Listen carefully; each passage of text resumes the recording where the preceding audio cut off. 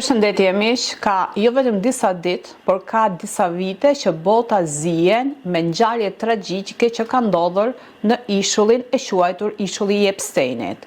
Por këto kohët e fundit, sidomos këtë javën e fundit, mund të them sinqerisht që edhe gjumi i natës na hiku, edhe zemra e ndryshoi rrahjen e saj, edhe e gjithë bota ka disa ditë e këtej që zihen në këtë çështje. Por, lind një pyetje, kur këto ngjarje ndodhin nga sot e 45 vite dhe të gjithë personazhet e njohura të botës, si personazhet politikan, si biznesmenët dhe shumë figura të tjera të njohura, ka prej vitesh që shkojnë në këtë ishull dhe një pjesë e tyre mund të kenë ndjeni, një pjesë e tyre mos mund të kenë ndjeni, sepse jo të gjithë ato persona që sot shohim në rrjetet sociale kanë të bëjnë me krimet që mund të ndodhen në këtë ishull, si mbas dëshmive të bëra herë mbas here, por duke pasur kaq padi për një kohë kaq të gjatë, si ka mundësi që gjithë bota heshtën? Dhe si ka mundësi që 45 vite vazhdojnë e njëjta ngjarje dhe as kërkush nuk e ngren zërin ose çështjet mbyllen? Aq i fuqishëm që ka ky person, saqë të marrë përballë të gjithë fuqinë e gjithë botës, të gjithë udhëheqësit e botës, deputetët, ministrat, princat, biznesmenët më të fuqishëm, dhe siç e dim, prej ditësh, të gjithë media, të gjithë televizionet dhe në çdo lajm në rrjetet sociale, të gjithë flasin për këtë çështje. Si të gjithë njerëzit, edhe unë u preka nga kjo çështje. Por nuk preferova që të bëj video që ditët e para, sepse doje të shikoja se si do rrjedhë ngjarja, pra ku do shkojmë, ku do arrijmë, kush do të jetë konkluzioni, që akoma e presim konkluzionin. Çështja që pushtoi botën është kjo: një gjueti e djeve dhe shtrigave, e cila fillon me një hetim dhe pasojë, me akuza dhe raportime të panumërta lajmesh, denoncimesh, së bashku me histori të shumta të sajuara dhe teori konspiracioni, tunele të zbuluara në ishin privat të manjakut antinjerëzor, të Jeffrey Epsteinit, ku në ishullin e tij u gjetën instrumente torture, fotografi dhe akuza rreth njerëzve të famshëm që kishin vizituar ishullin. Me gjitha akuzat e shumta të herë pashershme, me gjitha hetimet që janë bërë dhe me të gjitha ato regjistime që janë marrë, akoma nuk ka arritur të dalë çështja në dritë dhe të kemi konkluzionet që të na thonë po kjo është realiteti, po këto janë ato realitete për të cilat flitet në të gjithë botën. Dhe do kisha dëshirë që pasi të bëj përfundimin e kësaj video, pasi ta shfaq të video dhe ju ta ndiqni me vëmendje nga fillimi deri në fund, të bëjmë një bisedë të përbashkët në YouTube, të bëjmë një live dhe të na jepni mendimet tuaja se çfarë shfaqet në rrjetet sociale, çfarë shfaqet në mediat, në lajmet, në televizionet e vendeve përkatëse ku ju ndodhen. Dikush mund të jetë në Itali, dikush në Francë, dikush në Gjermani, dikush në Australi, dikush në Amerikë, dikush në Rusi apo në vend tjetër, sepse siç e dimë, lidhet e këtij personi ka qenë as të gjëra sa ka pushtuar gjithë botën me të gjithë kretë botave, qoftë me deputet, qoftë me ministra, qoftë me biznesmenë, qoftë me figurat më të larta të çdo shteti, pra ka pasur lidhje të ngushta. Por jo të gjithë janë pjesë të akteve të dhunshme apo të akteve antinjerëzore që ky mund të ketë kryer në këtë ishull. Pra mbas kësaj video lutem të gjithëve që të shikoni se çfarë shkruhet në vendet ku jeni dhe të bëjnë një bisedë të përbashkët dhe të marrim më tepër informacione. Dhe sot vendosa të bëj një përmbledhje të shkurtër mbi historinë e këtij, nëse mund ta quaj njeri, apo kësaj qendje me pamje njeriu, por antinjerëzore, se çfarë ndodhi, si ndodhi dhe kush u përfshi në këtë çështje, pra një përmbledhje të përgjithshme.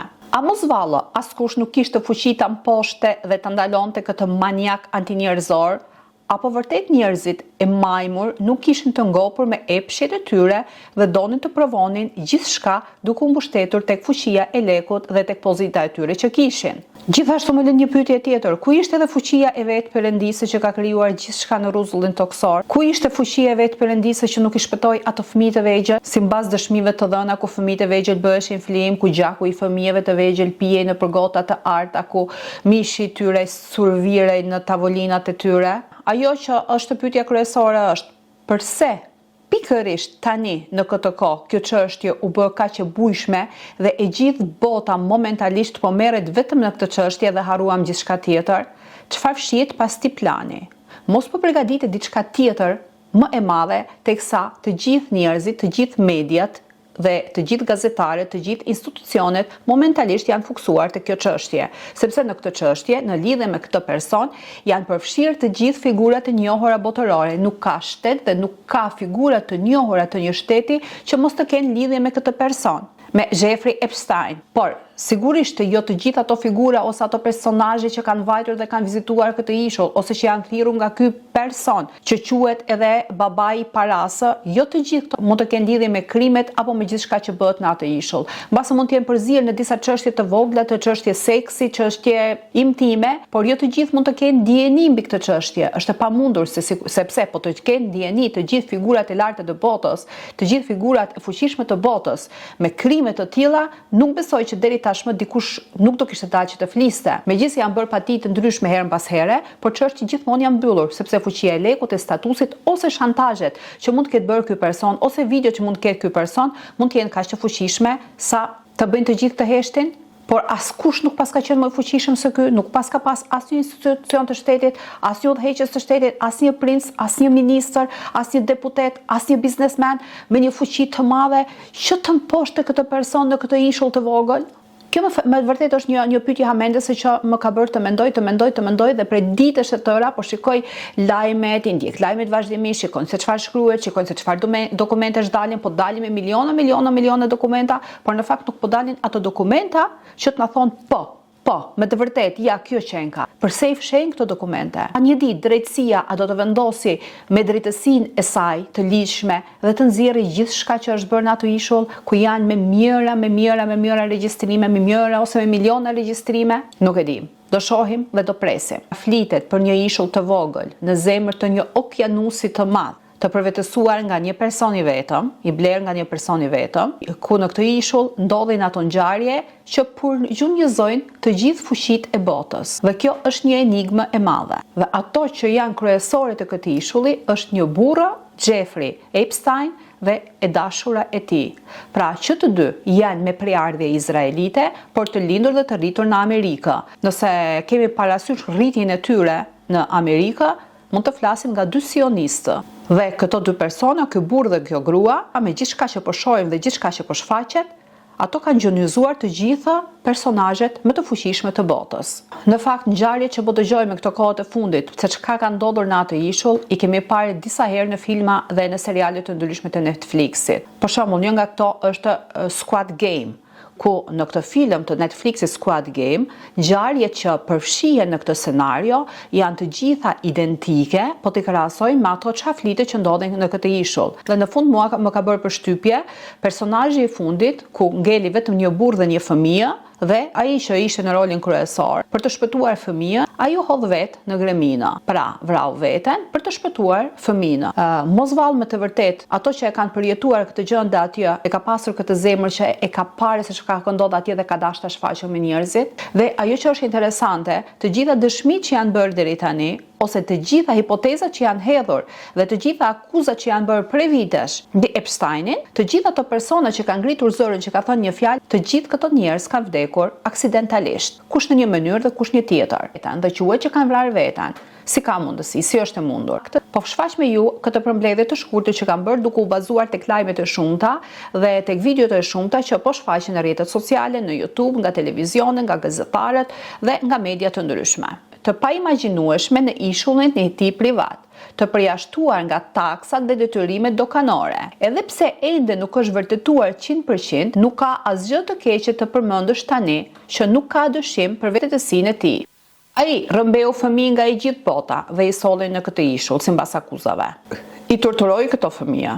Ndoshta në këtë ishull, ashtu siç shfaqet edhe në filma të shumta dhe në scenario të shumta që i kemi parë, ai bëri ndjekjen e njerëzve nga njëri tjetri dhe i vrau ato. Ai bëri trafikimin e vajzave të mitura, të cilat ato ja sugjeroi politikanëve dhe figurave të njohura të botës për marrëdhënie intime seksuale. Dhe pasi i bëri të gjitha këto, ai i incizoi, i mori në regjistrim fshehurazi dhe këto i përdori për shantazh, sipas të dhënave të ritanishme. Duke krijuar një industri kaq të përhapur prostitucioni dhe torture, ai jo vetëm që rriti pushtetin e tij, por edhe përdori atë pushtet për të nënshtruar shumë njerëz, për t'i shantazhuar ata. Dhe në një farë mënyrë në këtë rrugë ai krijoi një pushtet të tij dhe lidhjet e tij me shumë figura të njohura botërore. Her pas here, ai kreu operacione në vende të ndryshme si një agent i një agjencie inteligjencale. Herë të tjera ai u takua me kryeministra dhe presidentë, dhe herë të tjera ai shtriu njohjet e tij me figura të ndryshme ndryshme me artizë këngëtar të ndryshëm deri në Hollywood. Dhe gjithmonë ai veproi me një vendosmëri që kur nuk do të ndodhte gjë. Pra, kishte një besim të madh tek ajo që bënte. Sigurisht që deri para disa viteve askush nuk kishte dieni për brutalitetin që do të merrte pjesë edhe në scenarin e shumë filmave. Kundra Epsteinit u hapën shumë dosje penale që akuzonin për trafikimin e vajzave të reja dhe i përdorte për trafikim seksual. Në shtëpinë e tij në Manhattan dhe New Jersey kishte detyruar vajza të reja sipas të dhënave të bënin prostitucion dhe këtë e bënte në maskën e masazheve. Ai ftonte vajza të reja 14-15 vjeçare në shtëpinë e tij duke u premtuar gjëra të tilla: do t'ju jap $100 për të pastruar shtëpinë time ose do t'ju jap $200 për të më fërkuar shpatullat dhe pastaj i detyronte të bënte seks. Sigurisht disa nga këto vajza i tregojnë familjes së tyre, prindërve të tyre, mësuesve të tyre dhe bëjnë denoncime edhe në polici në institucionet e shtetit. Megjithëse me 3, 4, 5 denoncimet nuk ndodhi asgjë, por do të vinte një kohë që denoncimet do të shtoheshin dhe dikush do të fillonte të bënte hetime dhe kërkime mbi këtë çështje. Përfundimisht, kur të grumbullohen 30 ankesa të tilla në të gjithë vendin gjatë viteve, jo të gjithë policët, prokurorët dhe gjyqtarët do të jenë të korruptuar. Jo të gjithë marrin rishfete dhe për ulen ndaj padrejtësisë. Dikush do të dalë dhe do të flasë në emër të drejtësisë, do të kërkoj dhe do të hetoj. Dhe sapo incidenti të hyjë në media dhe në rrjetet sociale në internet kudo, atëherë ato nuk do munden ta ndalojnë më këtë çështje, por kjo do të bëhet një nga çështjet kryesore të ditës, ashtu siç u bë. Pra, të gjitha ato paradhaj pushtet e kanë një kufi. Nuk është i përhershëm dhe i pavdekur, dhe i pathyer, dhe i pamposhtur. Nëse këto e quajmë një zbulim me dije dhe me vetëdije, atëherë mund të supozojmë se dikush nga rrjeti i tij, që mund të jetë shantazhuar ose mund të jetë bërë viktimë e këtij komplot dhe lojës të këtij bastardi, mund ta ketë denoncuar me dije. Nëse ky nuk do të kishte bërë një zbulim me dije, atëherë mund të themi që Epsteini, duke besuar tek fuqia e tij, tek paraja e tij dhe duke besuar që mbi të janë bërë shumë denoncime, por asnjëherë nuk u dënua si duhet të dënohej, ai vepronte i lirë duke menduar që mua nuk më gjen asgjë dhe kjo i solli fundin e tij. Të shohim disa hetime dhe disa denoncime që janë bërë mbi këtë bastard. Për shembull, një hetim u hap kundër Epsteinit në vitin 2005 për abuzim me vajza të mitura dhe megjithëse ai ja doli mbanë, kjo dëshmi nxuri vend tashmë në dosjen e tij penale. Po kështu në vitin 2008 ai u burgos në Florida për abuzim me 2 vajza të vogla dhe bëri 13 muaj burg. Nëse pyetni se si një njeri kaq i fuqishëm u fut në burg, kjo ishte sa përsye përfaqe se gjatë kohës që Epsteini ishte në burg, në depozit të rojeve të burgut u verifikuan me qindra mijëra dollar. Pra, siç duket, ato merren rishfete dhe Epsteini vepronte i lirë. Mund të themi se çfarë lloj burgu është ky? Ai merrte çfarëdo ushqimi që dëshironte, takonte këtë donte, fliste me këtë donte. Mund të dilte 12 orë në ditë jashtë, pra 6 ditë në javë ishte i lirë, megjithëse ishte në arrest burgimi. Pra, më tepër ngjan se ishte në një hotel se sa një burg, sepse duke paguajtur shumë të mëdha, duke i majmur xhepat e njerëzve, gjithçka ai arrinte të bënte sipas interesit të tij. Por më tepër, ai del nga burgu në një kohë të shkurtër prej 13 muajsh, me të ashtuquajtur në lirim me kusht, por edhe atëherë ai është i detyruar të raportojë vendodhjen e tij çdo 3 muaj që sipas të dhënave nuk ka deklaruar asnjëherë. Megjithëse ai nuk kishte të ndaluar që të dilte jashtë shtetit, ai me aeroplanin e tij privat ka vajtur dhe ka bërë takime ku i ka dashur qefi dhe askush nuk e ka kërkuar, nuk e ka hetuar sepse aeroplanet e tij dhe ishulli i tij nuk përmbanin asnjë lloj kontrolli. Pra, kishte një liri të pakufizuar. Pra, ligjet dhe kushtetutat nuk funksionuan për më se 45 vite te ky person. Ndërkohë, dikush i ndjeshëm dhe i përgjegjshëm e dëgjon këtë emër, dëshiron të hetojë mbi të, dhe ndërsa akuzat kundër tij vazhdojnë të grumbullohen, qëndrimi i tij i llastuar dhe arrogant me vetëbesim që nuk do të më ndodh asgjë, dhe kjo shkujdesje e shkujdesuar është ajo që e bëri atë të jetë në atë fazë që nuk e priste. Duke shfaqur lidhjet e tij sipas lajmeve të ndryshme, do të shfaq gjithashtu edhe linqet që mund t'i klikoni dhe të futin në YouTube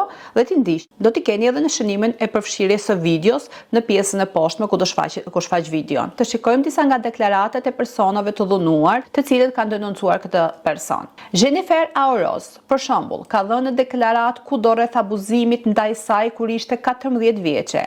Ajo ka folur me gazetarë, po kështu Anie Fermer u abuzua nga Epstein kur ishte 14 vjeçe.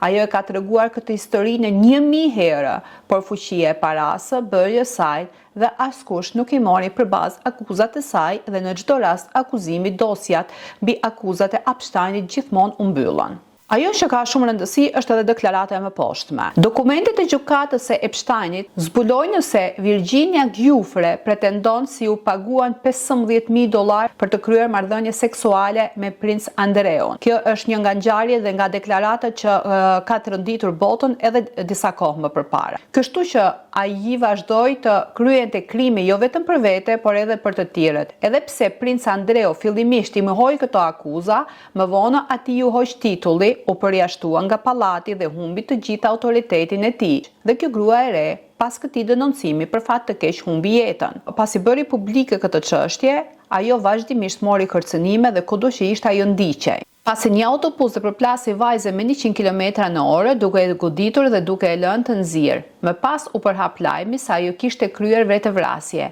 Megjithatë, njerëzit përreth saj, të cilët e kanë parë këtë incident, thonë që ajo absolutisht nuk kishte vrarë veten. Por më tepër vajza, në deklaratat e saj në rrjetet sociale kishte thënë se nëse në ditë do shikoni lajmin që unë vrava veten, mos e besoni, kjo nuk është e vërtetë, se do të më vrasin. Dhe mbas këtij incidenti ne shohim dhe vërtetojmë se me të vërtetë kjo vajzë me të vërtetë kishte diçka me princ Andreon. Ose përse kjo vajzë nuk tha për dikë tjetër, por princ Andreon. Ku mund t'i shkonte mendja në vajzë të tilla që të thoshte që më dhuruan kaq para që të bëj seks me princ Andreon. Për jetën, le të shikojmë akuzat e tjera që kanë të bëjnë me Bill Clintonin. Për shembull, është Joanna Sjoberg, e cila la viktimën në kurthin e tyre kur ishte në moshën 18 vjeçare dhe deklaron që ajo ju sugjerua që të bënte seks me Bill Clintonin. Dhe tani le të shikojmë imazhin e Ruslanës.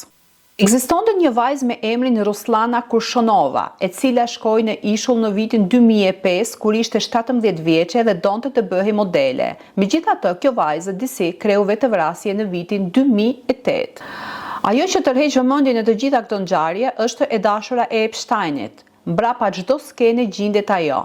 Ajo grua misterioze, kaq e rrezikshme, aq e rrezikshme sa edhe vetë Epstein bënte zgjedhjen e vajzave dhe ajo i përgatiste të gjitha këto skena sepse Epsteini nuk i bënte të gjitha këto vetë, por kishte një dorë të fuqishme, ishte e dashura e saj, e cila edhe ajo si Epsteini është akuzuar për trafikantin e vajzave të mitura që i përdornin për seks me persona të njohur. Pra Gistiana Maxwell ishte praktikisht krau i tij i djathtë, sepse ky burrë nuk merre vetëm me këto gjëra. E dashura e tij zgjidhte vajza që ai t'i shfrytëzonte dhe së bashku ato ishin partner në tregtinë e këtij prostitucioni. Megjithse asnjë nga ato vajza të reja dhe të mitura që këto i detyronin që të bëheshin pre e seksit me ato persona të cilët to zgjidhnin, asnjë nga këto vajzat nuk ishte prostitutë. Shumica prej tyre ishin në moshën 13-14 vjeçare dhe nuk kishin ide për jetën sepse akoma ato ishin me përbërjen një fëmije që po hidhin hapat e parë të adoleshencës. Diçka tjetër që mund t'i ketë bërë pre dhe viktim të këtij rrjeti këto vajza të mitura është patjetër edhe paraja e madhe që është ofruar atyre. Jeta e majme, sepse varfëria, fatkeqësisht varfëria është ajo që njerëzit e hedhin në gropë. Nuk ka dyshim që ky lloj trafiki seksual ka ndodhur. Dhe video të tilla po shpërndahen dhe lajme të tilla po i shohim çdo ditë nga rrjetet sociale të ndryshme nga gjithë bota.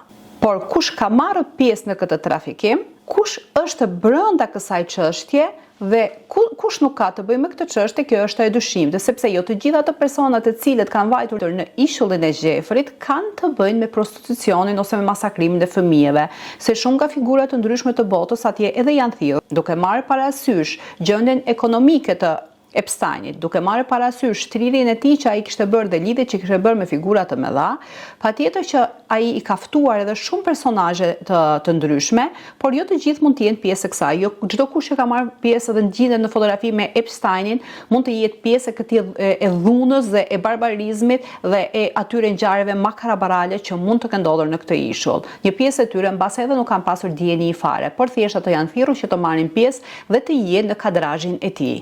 Patjetër që ato kaseta dhe ato shantazhe dhe ato video që gjinden mund të jenë përvetësuar Nëse dalin në pa dhe shprej gjithçka, atëherë gjithçka do të jetë më e qartë, se momentalisht nuk kemi asnjë nga ato dëshmi të rënda të cilat shfaqen që ka ndodhur në këtë ishull. Palm Beach bën lajmin në këtë mënyrë: e gjitha doli në dritë kur një vajzë 13 vjeçare, e cila madje tha më ofruan tek Trumpi, bëri bujë në mediat dhe si rezultat u lëshua një urdhër kontrolli për shtëpinë e Epsteinit, duke çuar në zbulimin e 1000 dokumenteve dhe kamerave shantazhi. Së bashku me to u gjetën imazhe nudo të fëmijëve, foto me përmbajtje seksuale, eksplicite dhe materiale për të rritur. U mblodhën nga të gjitha anët dhe u bë qartë se personi në fjalë nuk ishte thjesht një pervers në jetën e tij private dhe e kishte shndruar këtë në perversitet dhe në industri shërbimi në interes të tij. Dhe përsëri mbas këtyre akuzimeve që i përkasin vitit 2015, përsëri Epstein përfundon në burg dhe siç e dini, ai vret veten. Pra, siç thotë që vret veten se një pjesë e madhe e njerëzve edhe unë nuk e besojnë dhe unë nuk e besoj që ai të ketë vrarë veten. Pra, po të shikojmë arkivin e dal nga emailët e tij apo nga fotografitë e tij, të cilat bëjnë mbi 3 milion, në fakt nuk kemi diçka serioze ose diçka që ta vërtetojë atë çka ndodhi në atë ishull. Por kemi fotografi të ndryshme. Aty shikojmë që marrin pjesë profesorë, aty shikojmë që marrin pjesë njerëz të famshëm të botës, të cilët i ka ftuar në ishullin e tij. Por ai duke u bazuar tek statusi i tij, tek leku i tij dhe tek shtrirja e tij që kishte në fushën politike dhe duke u bazuar dhe duke parë që në shumë universitete të botës, si edhe në Oxford, ka bërë dhurata me qindra mijëra dollar. Patjetër që ky person në këtë mënyrë ka fituar një status dhe ka fituar një emër në këto rrjete, në këto institucione, dhe patjetër që duke u bazuar tek dhuratat e mëdha që ai ka bërë, ai ka ftuar edhe profesor që të japin konferenca për shembull në ishullin e tij. Dhe teksa i ka ftuar, dhe nëse një person i tillë i cili bën dhurata me qindra mijëra dollar tek një shkollë, tek një universitet dhe këto institucione dhe këto federacione të cilet ai i ka sponsorizuar dhe i ka dhuruar lek janë nga më të shumtët, edhe ai duke po bazuar te kjo i ka ftuar profesorë të ndryshëm në ishull për të dhënë konferenca, dhe këto persona patjetër që do ta pranojnë. Kush është ai që nuk e pranon? Por nuk do të thotë që të gjithë ato persona dhe të gjithë ato figura të njohura të botës të cilet janë ftuar dhe kanë vajtur në këtë ishull kanë të bëjnë me prostitucionin, ose kanë të bëjnë me vrasjen e fëmijëve të vegjël, ose kanë të bëjnë me pirjen e gjakut të fëmijëve të vegjël, që edhe goja nuk ma mban, dhe nuk kanë të bëjnë me të gjitha ato ngjarje makabrale dhe antinjerëzore që sot shfaqen në rrjetet sociale. Patjetër që një pjesë e tyre, nëse këto janë reale, siç janë shfaqur në filma, kanë të bëjnë, po jo të gjithë kanë të bëjnë në këtë, sepse shohin figura nga më të ndryshme, figura aktorësh, figura këngëtarësh, figura mankenësh, figura biznesmenësh, figura të ndryshme të njohura të botës. Por ky mund t'i ketë përdorur për të pasur një arshiv të gjëra dhe për t'i shantazhuar një pjesë të tyre.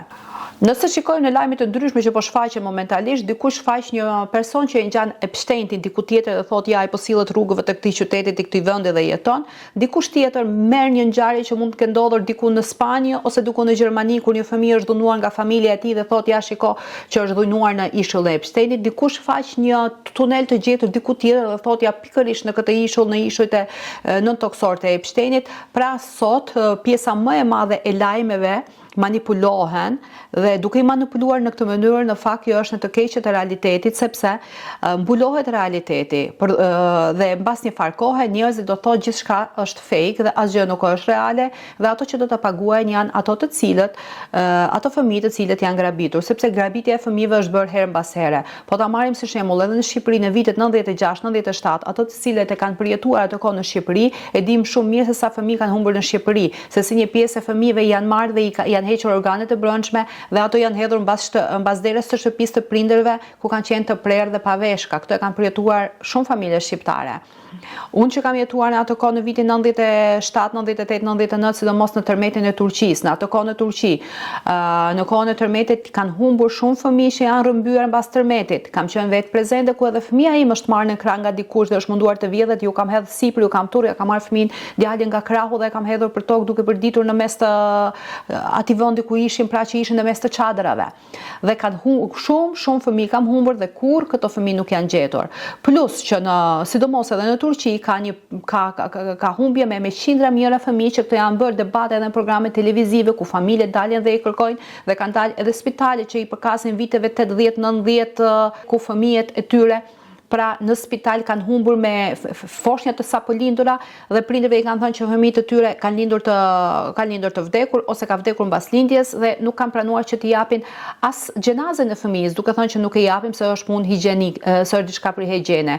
Biles disa nga këto fëmijë edhe janë shitur familjeve të ndryshme, por disa të tjera edhe kanë humbur, sa ato që janë shitur familjeve të ndryshme, kemi pasur raste të programe televizive në Turqi ku kanë dalë, kanë kërkuar dhe janë gjetur disa dhe ka dalë pikërisht edhe personi apo infermiere që ka pas punuar në maternitet që ka bërë shitjen dhe tregtinë e këtyre fëmijëve. Ngjarje të tilla kanë ndodhur edhe me fëmijët nga lindja e largët, sidomos gjatë këtyre kohëve të luftës, dhe kjo është një realitet fatkeqësisht, sepse sot po të dalim edhe në sokaqe dhe në rrugët e ndryshme do të shikojmë fëmijë të cilët përdoren nga grupe të ndryshme për të lypur ose për të vjedhur ose për akte të ndryshme.